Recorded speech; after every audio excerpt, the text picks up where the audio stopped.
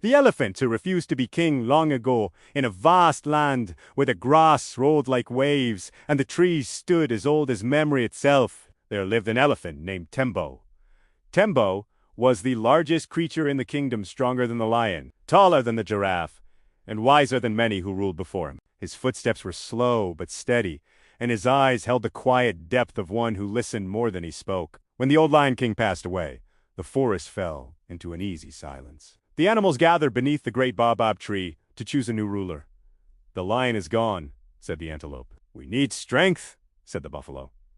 "We need wisdom," said the owl. All eyes turned to Tembo. "Let the elephant be king," they said. "No one is stronger. No one is wiser."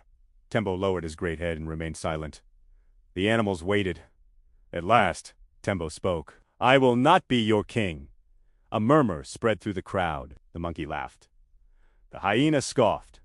Even the birds fluttered in confusion. "Why refuse?" the leopard asked. "Power belongs to you." Tembo looked around at the animals, then at the land itself, the rivers, the trees, the distant hills. "A king," Tembo said slowly, "must command. A king must punish. A king must sometimes crush others to keep order. My strength was not given to rule but to protect," the animals argued. They begged. They warned of chaos. Still, Tembo refused. So the animals chose another loud and clever jackal who loved to speak and promise. At first, the forest rejoiced, but soon the jackal ruled with noise instead of wisdom. He favored his friends, ignored the weak, and stirred fear where peace once lived. The forest suffered. One dry season, when the river shrank and the animals fought over water, the jackal fled, leaving the kingdom divided and desperate. In their distress, the animals went to Tembo.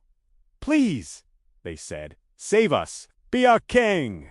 Tembo walked to the river, dug deep with his tusks, and water flowed again. He stood between enemies until their anger cooled. He cleared paths, lifted fallen trees, and guarded the young. But when peace returned, Tembo turned away. "I have done what was needed," he said. "Leadership does not always sit on a throne." And so, Tembo never wore a crown. Yet wherever there was trouble, his shadow brought calm. Wherever there was weakness, his strength appeared, and the forest learned a lasting truth.